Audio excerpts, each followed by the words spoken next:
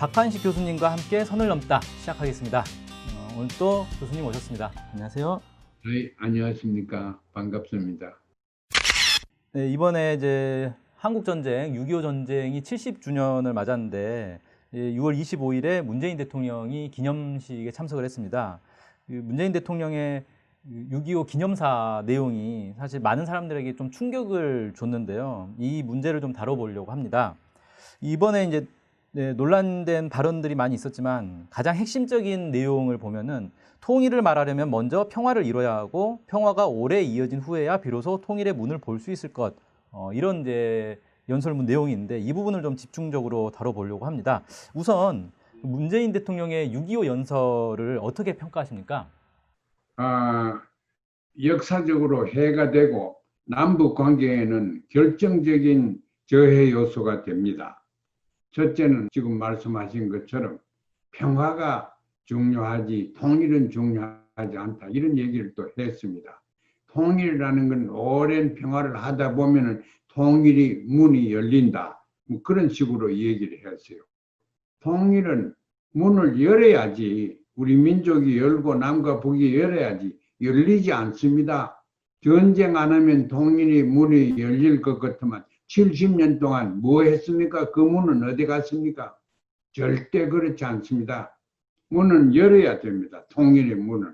그런데 평화통일 이게 7.4 공동성명 그게 1972년에 박정희 대통령이 했는 건데 이후락을 보내가지고 했는 거 아닙니까?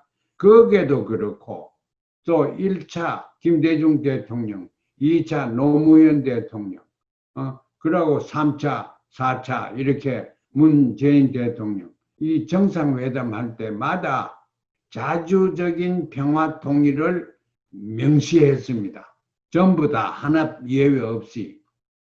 그런데 평화 통일이라고 하면은 평화는 수식어고 통일이 목적어입니다. 통일이 더 중요한 것입니다. 통일을 하되 평화적으로 하자 이거죠.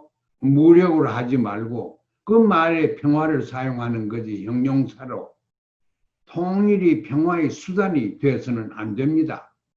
통일하지 아니하는 한반도의 평화는 우리가 70년에서 봤듯이 가능하지 않습니다. 워낙 체제 차이가 있고 체제 경쟁이 있고 체제 경쟁 얘기를 하면서 문 대통령께서 그 국민당 1인 평균 소득이 50분의 1도 안 되고 무역량이 400배 넘기 때문에 이미 남북의 체제 경쟁은 오래전에 끝났다. 이렇게 얘기를 하셨어요.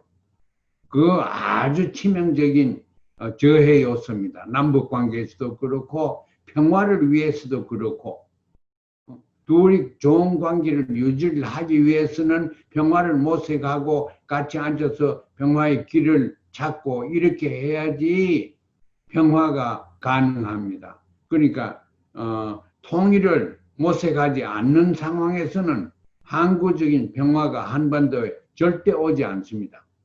그 역사에도 그렇고 그러고 평화를 우리는 그냥 무슨 분쟁, 무력 충돌이 없는 것을 평화라고 생각하면 잘못입니다. 평화는 만들어야 되고 근데 지금 몇 개나 되는 정상회담, 남북회담에서 통일을 얘기를 할 때 체제와 이념이 다름에도 불구하고 그걸 극복해서 우리가 해야 된다고 이렇게 했습니다. 제가 볼 때는 다름에도 불구하고가 아니고 다르기 때문에 우리는 통일을 해야 됩니다. 통일을 안 하면은 항상 전쟁이 가능합니다. 지금 통일 안 하면 전쟁 가능한다.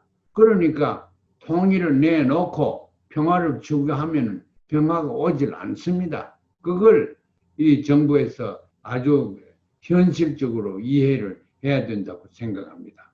그 선생님 저서에 보면은 남북이 하나가 되는 길은 저 멀리 있지 않다 이렇게 말씀하셨는데 문재인 정부의 입장하고는 좀 다른 것 같습니다. 문재인 정부는 통일은 아주 멀리 있고 평화가 오래 지속돼야 뭐 통일이 될까 말까 뭐 이렇게 보는 것 같은데 선생님께서는 통일이 그렇게 멀지 않고 가까이 있는 것이다 이렇게 좀 보신 것 같은데 왜 이런 차이가 좀 나는지 좀 듣고 싶습니다. 통일을 평양이나 서울을 수도로 하고 헌법을 하나를 가지고 하나의 정치 체제가 돼 가지고 한 국가가 되는 것은 영원합니다. 그건 몇십 년, 몇백 년 가도 옳지 말지 합니다. 그러나 제가 얘기하는 통일은 김대중 대통령, 노무현 대통령, 또 문 대통령도 본인도 4.27, 9.19 거기서 다 밝혔지 않습니까? 6.15에서 합의된 낮은 단계의 연방이나 연합이나 이런 식으로 하자. 그러한 정부를 만드는 것은 굉장히 빨리 만들 수 있습니다. 그러면 통일의 길에 들어가는 거죠. 그래서 이제 저는 그걸 제3정부라고 그러는데 그 제3정부에서 중매 역할을 하고 교량 역할을 하고 이래서 두 체제가 비슷하게 이념적으로나 경제적으로나 이렇게 비슷하게 돼야 됩니다. 그래서 저는 그 6.15를 위해서는 평양과 서울에 정부가 있고 제3의 정부가 연방정부가 어디에 또 있어야 됩니다. 유럽에도 연합정부가 있는 것처럼 EU 정부가 있는 것처럼 그렇게 또 있어야 됩니다. 그게 개성에 있든지 DMZ 비무장 지제에 있든지 어떤 식으로 이제 중재를 하는 매체가 있어야 됩니다. 그것을 연방정부라고 불러도 좋을 것 같습니다. 그래서 그 연방정부를 우리가 세운다. 그러면 남과 북이 모여가지고 연방정부를 어떻게 만들까? 헌법을 어떻게 만들까? 그 의논해가지고 그거는 정부지 국가가 아닙니다. 물론 민족은 다른 민족도 아닙니다. 그래서 민족은 하나고 국가는 둘이고 정부는 세 개 만들자 그래요. 그 세 개가 하나로 될 겁니다. 이제 먼 훗날에는. 그런 식으로 먼 훗날을 봐야지 통일을 하지 않았나 내놓으면은 먼 훗날은 영원히 돼버립니다. 지금 70년 동안 봤지 않습니까? 통일이 하나 가까워졌습니까? 절대 그렇게는 안 됩니다. 그래, 통일은 우리 정상회담에서 다 얘기를 했지만은 이질과 이질을 서로 수용하고 긍정적으로 보고 이렇게 하는 데서 이질을 극복하는 데서 생기죠. 그렇게 하기 위해서는 접촉을 자꾸 해야죠. 대화를 자꾸 해야죠. 그래서 다른 점을 극복하고 서로 공동점을 또 개발을 해야 됩니다. 우리 민족의 공동점이 많습니다. 제가 북에 50 몇 번 다녔지만은 야, 우리 민족이 이렇게 같구나. 이런 걸 느꼈습니다. 그런데 한 두 개만 얘기할게요. 우리 민족이 같은 거. 이 같은 데 기반을 두고 연방정부를 만들어야 됩니다. 미국도 기독교의 기반을 두고 연방정부를 만들지 않습니까? 청교도들이 와서.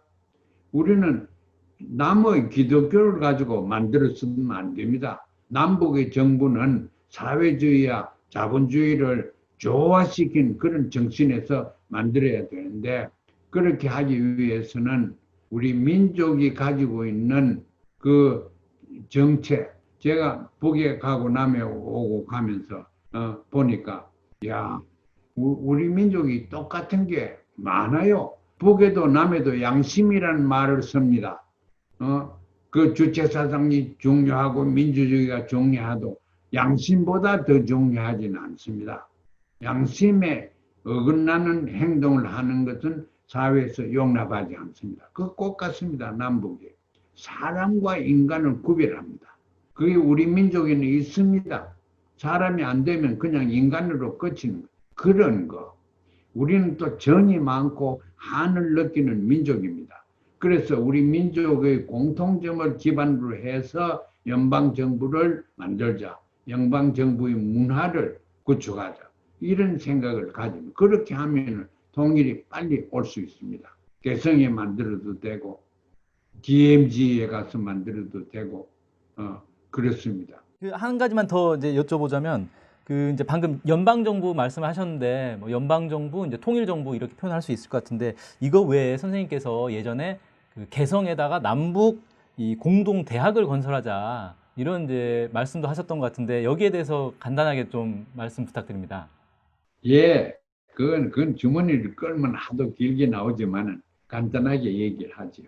미국도 이게 굉장히 노예는 지금 해방되고 또 인종도 많이 오고 유럽의 여러 나라들이 와서 또 여기 서로 경쟁하고 그러니까 어떤 나라를 만들어야 좋겠느냐. 그걸 연구하고 그 지도를 만들기 위해서 만든 학교가 지금 우리가 아는 하버드 대학교입니다. 1636년 17세기 중반에 만들었습니다. 국가가 생기기 한 150년 전에 우리 통일이라는 걸 이렇게 복잡하기 때문에 대학에서 남과 북, 해외 또 세계적으로 있는 우리 두뇌들을 다 모아서 여기서 이제 멋진 정치 이념을 만들고 정치 제도를 만들고 인간이 참 갈망하는 이상나라, 이상적인 국가를 만들어야 됩니다. 그래서 그렇게 만들면은 북한에서 얘기하는 평등과 남에서 얘기하는 자유가 서로 조화되는 그러한 이념을 우리 한반도에서 창조할 수 있습니다. 그런 이념이 창조가 되면은 세계에서 우리를 모방해가지고 하려고 모든 국가들이 그렇게 할 겁니다. 거기에서 우리가 민족의 긍지를 느껴야지 무슨 경제나 군사나 이런 데서는 느낄 수가 없습니다. 사람 건강 이런 걸 아주 종합 동양의학과 서양의학을 조화시켜가지고 건강도 봐야 되고 또 사회주의와 민주주의, 평등과 자유를 조화시키는 정치 이념도 만들어내 얼마든지 만들어낼 수 있습니다. 지금 북유럽이 지금 하고 있는 사회민주주의 그런 게 상당히 발전된 것입니다. 우리는 우리대로 남과 북에서 기발한 착상을 가지고 창의적으로 이념을 개발을 해야 됩니다. 그게 다 통일 과정입니다. 그래서 통일 과정은 지금부터 해야 되고 남과 북에서 모여가지고 대학을 만들자. 이 대학은 목적은 이렇고 이런 전공 분야를 만들어가지고 이런 그 세계 석학들을 모시고 할 수 있도록 요새는 또 우리가 인터뷰를 이렇게 하는 것처럼 동영상으로 다 할 수 있으니까 학자들 한국까지 또 개성까지 안 데리고 와도 돼요. 그런 식으로 좀 창의적으로 역사에 공헌하는 그런 민족이 되었으면 좋겠습니다. 한 가지만 더 질문을 좀 드리고 싶은데 지금 이제 문재인 대통령이 6.25 연설을 한 것에 대해서 상당히 좀 비판적으로 좀 보고 있는데 이렇게 보면 문재인 정부가 지금의 남북 관계에 대해서 뭔가 좀 오판을 한 게 있지 않은가 그런 이제 잘못된 판단으로 인해서 지금의 이런 남북 관계 어떤 좀 파국에 가까운 상황까지 오게 되지 않았나 이렇게 좀 볼 수 있지 않을까 싶은데 어떻습니까? 그건 지적을 잘 하셨어요. 지금 상황이 굉장히 나빠졌습니다. 문 대통령 6.25 연설 때문에. 그래서 북한을 아주 뒤떨어진 나라로 만들었죠. 그러면은 북한을 칭찬할 거는 칭찬은 해야 돼요. 비난할 거는 비난하고. 50배 인컴이 수입이 많으면 50배나 더 오래 삽니까? 50배나 더 행복합니까? 대한민국에 지금 멀리서 데이터를 보니까 자살률이 세계에서 1위예요. 자살률이. 사람이 얼마나 불행하고 마음이 답답해서 자살을 합니까? 세계 1위예요. 이거 자랑할 거 하나도 없습니다. 이거 이렇게 수치가 될 수가 없습니다. 그리고 학교 교육하는 건 전부 다 입시나 직장 때문에 하지 거기에서 인간 성장이나 자기 견해를 더 넓히는 이런 교육도 지금 아직 문제가 많습니다. 그리고 이혼율이 왜 그렇게 많습니까? 대한민국에. 그리고 북한 사람들이 탈북을 해가 남쪽에 왔는데 지금 한 3만 5천 명이 있는데 제가 아는 정보에 의하면은 그 3만 5천 명들의 자살률이 세계에서 제일 많은 한국의 2배 내지 3배로 자살률이 높대요. 그거는 우리가 탈북자들 관리를 잘 못해서 그렇습니다. 영화를 여기에 보면서 민족의 긍지를 많이 느낀다고 생각하면서 착잡한 걸 기생충이라는 영화를 보니까 야, 한국 사람으로서 저는 상당히 몸둘 곳을 몰랐어요. 왜 이래 계층 차이가 있어가지고 그 지하실에 처박혀 살면 인간 대접도 못 받는 그런 사회. 오죽 그렇고 무슨 돈 좀 있으면 돈 없는 사람들을 갑질하대요. 갑질. 나는 그 단어도 요새 배웠어요. 갑질한다고 그러대. 그러한 사회가 뭐 그렇게 자랑할 사회입니까? 솔직히 인정하고 우리가 고칠 것도 많다. 그 당신들은 어렵고 어려운 가운데서도 평등을 참 잘한다. 북한은 상당히 평등합니다. 평등한 사회는 인간의 존엄성이 그래도 있습니다. 그래서 왜 이렇게 혹평을 하는지 모르겠어요. 사회주의와 민주주의는 비교될 수 있는, 비교하는 척도가 하나도 없습니다. 북한은 북한이 좋아하는 척도대로 수명도 적지 않습니다. 그러고 평등도 생각을 해야지. 그 여러 가지로 이제 사회를 볼 때 복합적인 척도를 가지고 봐야 되고, 그렇게 보면은 북과 남은 다르다. 이질성이다. 이걸 우리가 인정을 하고 서로 필요 없이 비난하는 그러한 일은 없어야 되리라고 생각합니다. 그거부터 고치지 않으면 남북 관계가 잘 되지 않습니다. 주제를 좀 바꿔서 다음 주제로 넘어가겠습니다. 이번 코너는 한반도를 둘러싼 대화 역사 중에서 2007년 남북 정상회담과 그 결과 합의한 14선언에 대해서 알아볼 시간인데요. 벌써 13년이 흘렀습니다만 14선언은 6.15 선언의 실천 강령이라는 평가를 받고 있고요. 4.27 판문점 선언에도 그 실천 항목이 들어가 있습니다. 14선언이 어떤 의미가 있다 이렇게 얘기할 수 있을까요? 거기에서 제일 그 옛날에는 없었고 다른 데도 없는 것이 민족 경제, 통합된 민족 경제를 추구하자. 그렇게 얘기를 했습니다. 근데 그게 굉장히 중요한 것입니다. 그 적은 규모로 된 것이 개성공업단지 아닙니까? 그 개성공업단지는 통일된 민족경제 단위입니다. 민족경제라는 것은 굉장히 복잡합니다. 북은 사유재산이 없고 남은 전부 사유재산인데 이걸 어떻게 통합을 합니까? 왜 통합하는 방법이 있지, 얼마든지. 사회주의와 자본주의를 병용하는 그러한 게 지금 유럽에도 많습니다. 미국도 사실은 사회주의가 굉장히 많이 들었었습니다. 지금 대통령 후보로 민주당에서 낙선됐지만은 버니 샌더스 이런 사람은 사회주의와 민주주의를, 자본주의를 합해서 이념을 이미 만들었습니다. 그래서 우리는 남과 북이 서로 존경할 수 있는, 서로 받아들일 수 있는 이념을 남과 북 학자들, 정치가들, 또 많은 지혜를 가지고 있는 사람들이 머리를 맞대고 통일의 길을 연구를 하고 또 14성명에서 했는 것처럼 민족 공동체, 경제 공동체를 만들면 다른 건 그대로 따라갑니다. 그래서 경제 공동체를 만들자고 그때 합의한 것이 제가 볼 때는 14성명에서 제일 중요한 그 요소라고 생각합니다. 14선언만 봐도 그렇고 그 전에 6.15도 그렇고 보면은 합의 다 해놨습니다. 합의 다 해놓고 그 합의의 아주 핵심적인 거는 통일입니다. 모든 정상회의, 심지어는 문 대통령이 능라도 5.1 경기장에 가서 15만 군중을 앞에 놓고 연설하면서 또 통일을 앞당겨야 되겠다고 말씀하셨습니다.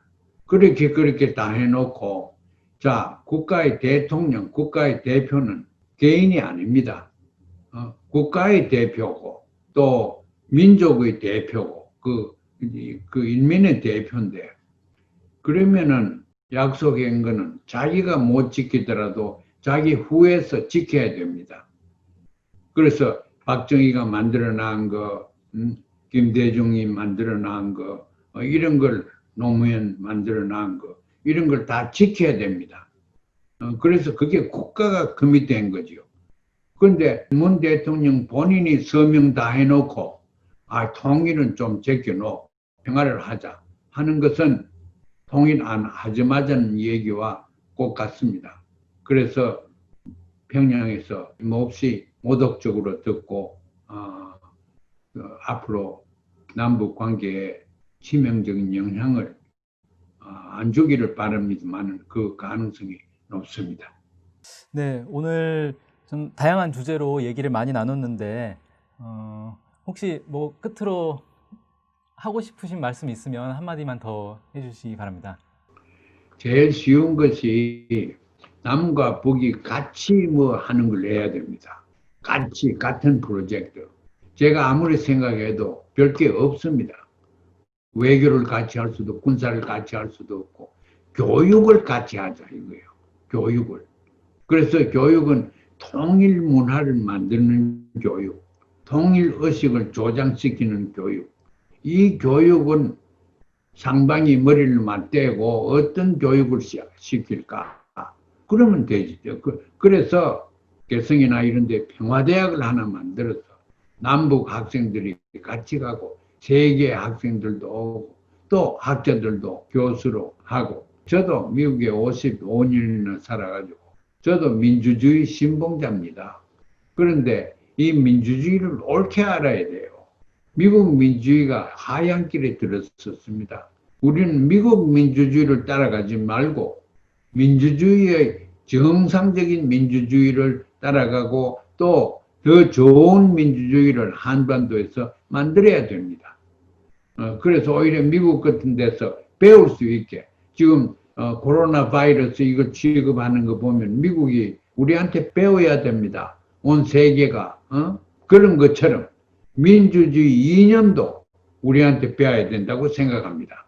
저는 촛불혁명이 아주 민주적인 사건으로 생각합니다. 그래서 아주 직접 참여해가지고 모든 사람이 다 참여해가지고 수십만, 수백만이 참여해가지고 민주주의를 만들었는데 이게 진짜 더 본연적인 민주주의입니다. 우리가 경험한 것이. 그래서 이 세계의 민주주의 국가들의 민주주의를 가르치고 사회주의 국가들에서 사회주의를 가르치고 이래야 됩니다. 북한의 사회주의가 굉장히 사회주의로서는 발전되었습니다. 사회주의 핵심이 평등인데 북한은 가난하지만은 평등입니다. 그리고 집체적인 의식이 굉장히 강합니다. 거기에서 이제 인간 개조 운동이가 이런 것이 상당히 활발합니다. 각급 학교에서부터. 인간을 개조하면 어떤 인간을 어떻게 개조시킬까? 그런 이론들이 많고 그런 이론들의 합의를 봐야 되거든요. 얼마나 바람직한 학자의 과제입니까? 이제 그런 걸 우리가 해서 남북이 교육기관을 근사한 걸 하나 만들어가지고 세계가 우러러보고 또 세계가 원하는 환경적인 문제를 고려해서 세계 모든 모범이 되는 지구촌을 남과 북이 합해서 만들어 세계에 선보는 그런 날이 지금 곧 오기를 바랍니다. 네, 선생님 정말 오늘 좋은 얘기 많이 해주셨고요. 다음 기회에 더 많은 얘기 나눠보면 좋을 것 같습니다. 오늘 밤늦은 시간까지 정말 고맙습니다. 안녕히 계십시오. 예, 고맙습니다.